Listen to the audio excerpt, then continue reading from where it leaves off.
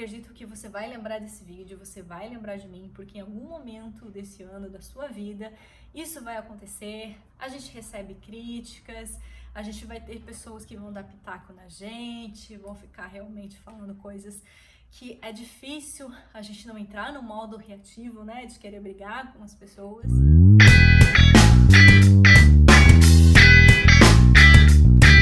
Bom, gente, conforme prometido, estou trazendo aqui o livro Ego é Seu Inimigo, que eu estou relendo.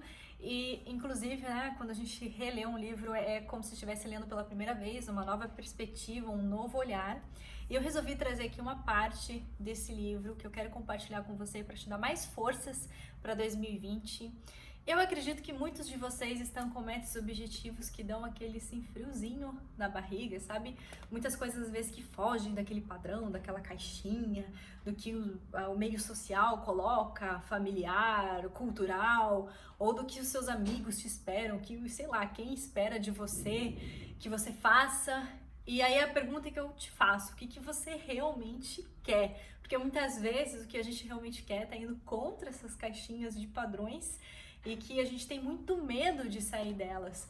Então talvez você esteja aí com medo de dar o primeiro passo, ou você já está caminhando por esse processo. Para quem está caminhando para sua própria felicidade, como diz Clarice Lispector, felicidade é uma responsabilidade muito grande, poucos têm coragem. Então, como a Clarice Lispector fala, realmente, se você está buscando a sua felicidade, você vai encontrar muitos desafios e muitas dificuldades. E uma delas é essa questão de você conseguir lidar com tudo isso. Bom, uma coisa que eu gosto também de trazer é que, como a gente vai receber sim críticas, etc., não confundam isso com relação a você se fechar para receber feedbacks. Não sejamos arrogantes em relação a isso. Ninguém é dono da verdade, então muitas vezes, ao mesmo tempo, tem coisa que você vai filtrar em relação àquilo que faz sentido, o que não faz sentido, mas existem coisas que, mesmo que soem de uma forma de crítica, você vai ter que ter a sua sabedoria de você entender aquilo como um feedback de algum ponto de melhoria seu pessoal.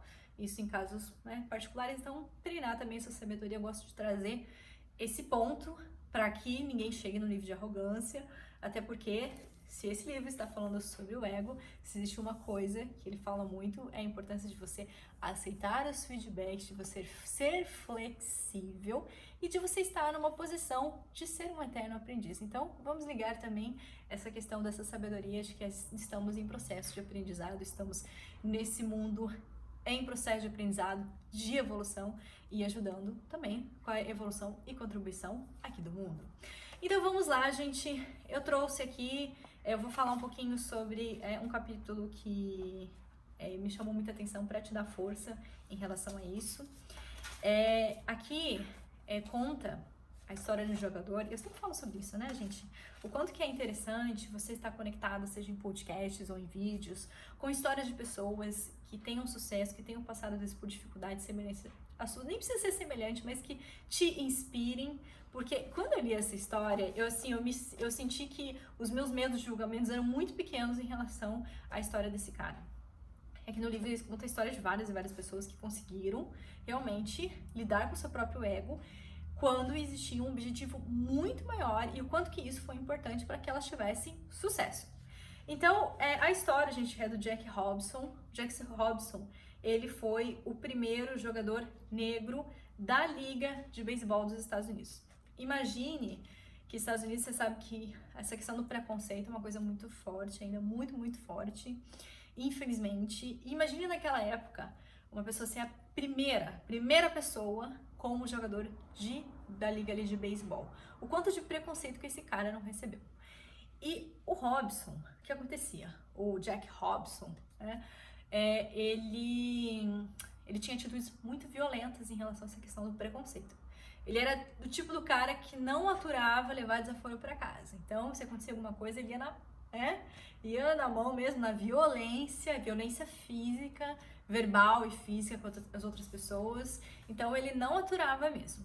E aí, o treinador, Brent Hickey, o técnico, o proprietário do Brooklyn, ele identificou esse potencial dele ser o melhor jogador de beisebol, e aí ele teve que fazer um trato com ele se ele quisesse ser jogador. E aí o trato foi realmente, ele ia ter que engolir sapo, porque se ele não engolisse esse sapo e se mantesse ali calmo, mesmo com todos os tipos de piores violências verbais que ele fosse receber, se ele não fizesse isso, ele não ia conseguir, não conseguiria jogar ali no clube, o clube não ia aceitar ele.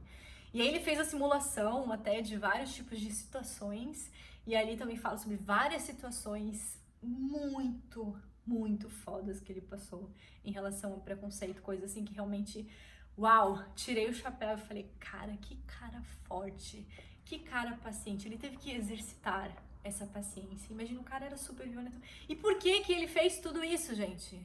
Que eu acho que é a principal lição. Porque ele tinha um objetivo maior. Ele tinha um propósito maior. E óbvio, gente, que eu não tô falando aqui pra você que você vai ter que engolir sapo, etc. Não é isso, gente. Porque é óbvio que cada história é uma história. Se no momento a gente tem liberdade para conversar e falar sobre os nossos sentimentos, o que está acontecendo com as outras pessoas, a gente vai fazer isso. Só que nesse caso, nessa história, nesse contexto, ele teve que ter esse tipo de atitude, senão ele não ia conseguir deixar o seu legado. Porque qual é o tipo de credibilidade que ele conseguiria construir se ele ficasse construindo um tipo de simbologia de uma pessoa muito violenta? E aí que entra essa questão do propósito. E o propósito ele falado muito nesse livro. O quanto que, e eu sempre falo sobre isso, o quanto que é importante você ter clareza em relação ao porquê maior, de forma que as outras coisas elas ficam insignificantes, por mais que elas sejam fortes, por mais que elas vão ferir o seu ego, mas você vai ter que passar por isso e você vai ter que talvez engolir alguns tipos de sapos para que você construa também essa questão de você ser respeitado pelas outras pessoas, até o momento em que você realmente ter esse tipo de vitória e que você não se importe mais com que... E depois fica tão insignificante o que os outros falam sobre você, o que acontece, que você nem liga mais pra isso, gente. E eu acho que isso é uma lição, assim, pra vida. Eu falo que, por exemplo, eu tive... Faz 4 anos que eu não como carne, nem derivados animais. E no começo, eu me importava, às vezes, com o que os outros falavam pra mim. E hoje, o que mudou do passado pra hoje? A gente não mudou nada, assim. Tipo, eu recebo as mesmas coisas, as mesmas críticas, as mesmas coisas que aconteciam antes. Só que a diferença é minha cabeça. Hoje em dia eu não me importo com isso. E vai ter um momento em que você não vai se importar. E esse momento é muito libertador. Porque você já tá naquele ponto que você sente a vitória, você sentiu esse gostinho de conexão com o seu propósito, você viu o quanto que isso é importante para você, quanto que é importante para o mundo, e é muito importante ter essa conexão com uma coisa maior, uma coisa que vá, né, realmente te manter ali.